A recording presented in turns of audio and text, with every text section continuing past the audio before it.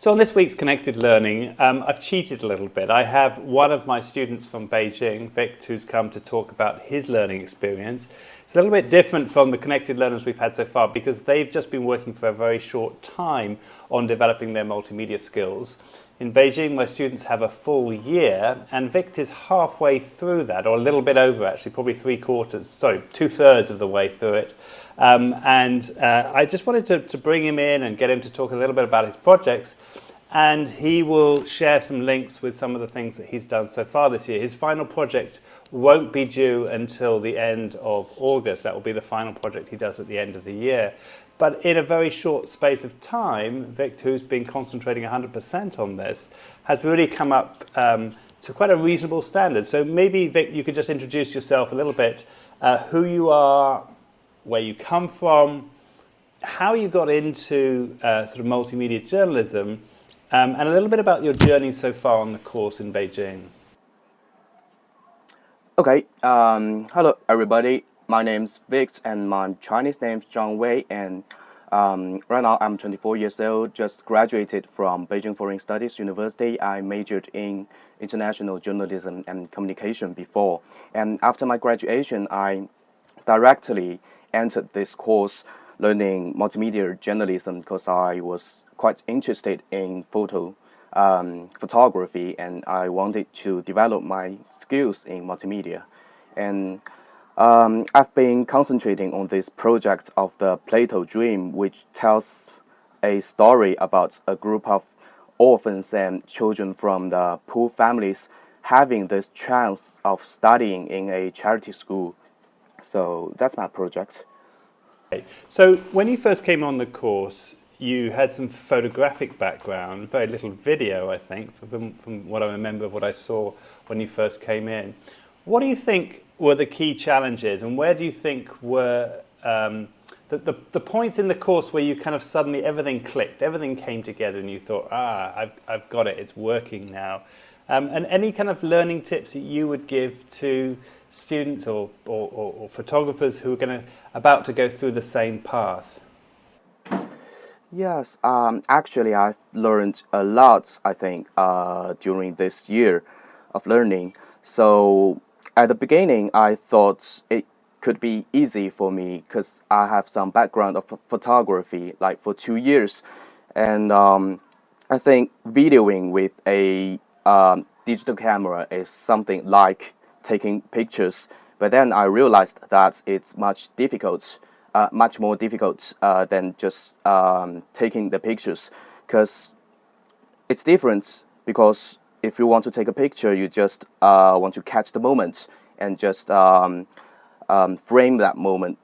But if you want to get a nice piece of video, you have to make some judgments in advance and wait things to happen.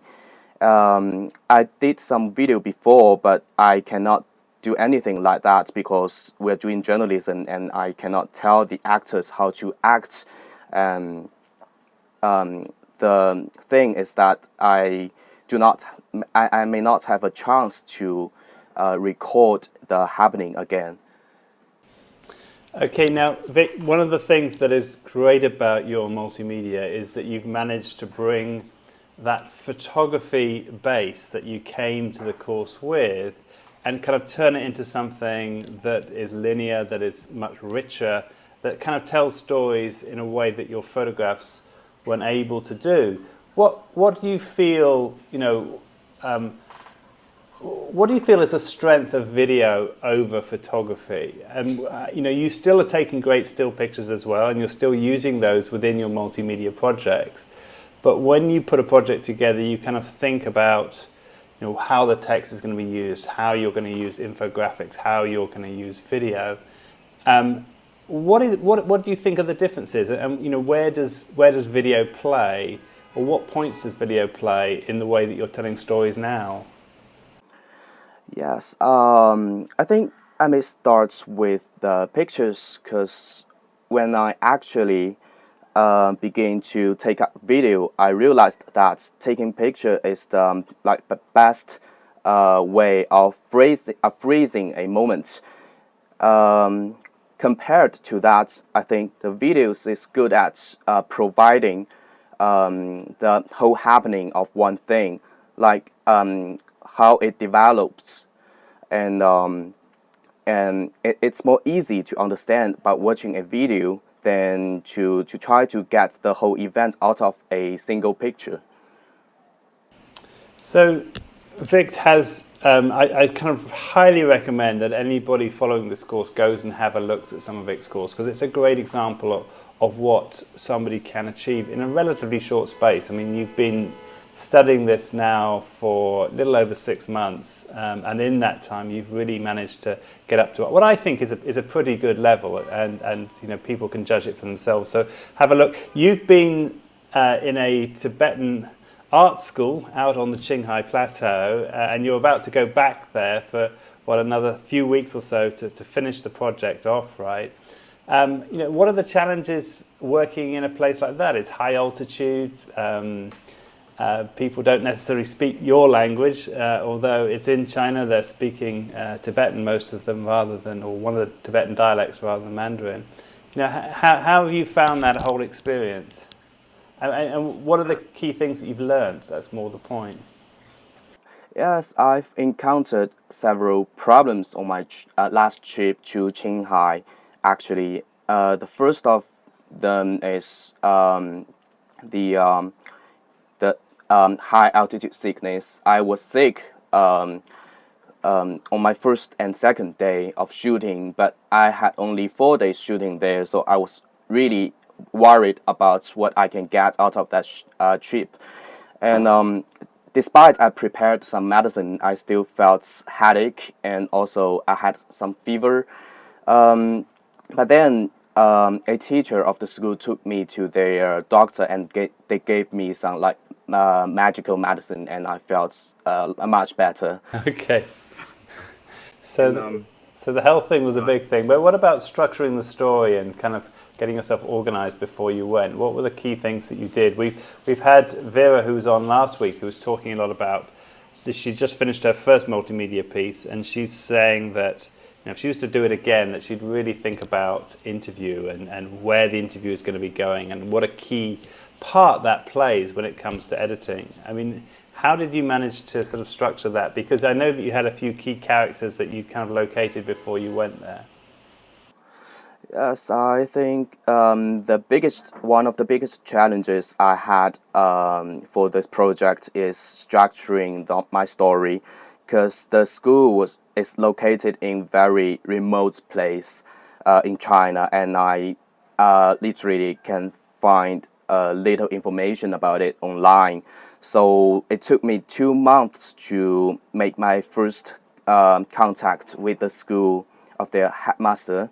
And I pre-interviewed him before my trip, and I said, look, I need your help with the characters, because I can find little information about your school online. So can you provide me with some characters, and then I will decide which one is the best. And before my trip, I actually prepared that maybe the headmaster will provide some characters and none of them will be of use. And then I have to work really hard to find someone suitable of interviewing. But luckily, I found one boy who is really representative of the children there, I think. So I think I was just lucky on this point. I don't want to give away too much because people need to watch it. It is actually a great story, and it's not what you think it would be. It's not the kind of story you think it'd be when you first start out. So just one last thing, and actually we may have two things for you. We normally ask for one tip, but I wanted to kind of put one tip to you as well. You can come up with your own tip in a second, but tell us a little bit about the macro lens, because this is something that you have emphasized to the other students. You kind of discovered it and you've used it really effectively in your video pieces. It's not something that we normally think about having in our kit bags. So tell us about the macro lens and how you use it in your videos, and then just give us one tip that you would give to anyone starting out, a photojournalist starting out thinking about doing multimedia stories? Okay, first, I really love my macro lens. Now, I just got this Canon lens, I think, just after Christmas, last Christmas, which is cheap, the 100mm 2.8L, and it's one third of the price of my 2470, but actually I use it a lot more often than the other one. I think macro lens, with a macro lens, you can go really close to people and you can get those incredible details of people, and it also helps you to like grasp the details of one story, of one and character, and it's just amazing of showing those details to the audience. Cool. And do you have a tip as well? Do you have one tip that you would give, or would that be your only tip? Anything else that you would recommend to somebody starting out? Yes, I would like to share with you one lesson I think I learned from practicing filming with a camera. Because at first I didn't know how to place my camera when videoing, because it's quite different from taking pictures. Because when you take a picture, you can just place the camera, find yourself a right position, and just take the picture at that moment. But when you are doing the video, you have to really think about how you frame that sequence and how to arrange things happening. So I gradually learned from taking pictures, and I decided to try to make every shot of my video just like every shot of one picture, and it looks more beautiful and it's easier to plan, right?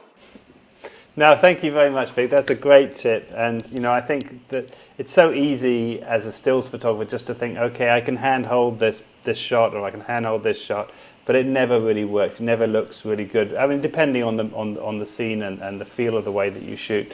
But often you see people using hand-holding really just as a way of being lazy rather than setting up. But as you said, when you put it down on a tripod, you've got to really think about it, and it gives you time to compose, and you just have to work a little bit slower. It's frustrating at first for photographers, I know. Okay, that's it for this week. Now, Victor's given us a sort of exclusive peek at his project. It's not finished yet, but he's going to give us access to a link where you can see it as it develops. Please go along, have a look at it. Let us know your comments. Let me know what you think. And for anyone, as I said before, who's kind of really thinking about doing this seriously, I'd highly recommend what Victor's done, and that is take a full year off and really kind of hone the skills, and then go back into back working again. I think that's probably one of the best ways to ensure that you get the level that you want, rather than just trying to do it as you go along. As we've discovered with the connected learners, it's very difficult to do while you're working. Vic, thank you very much for your time tonight. Thank you, DJ. Thanks, and bye.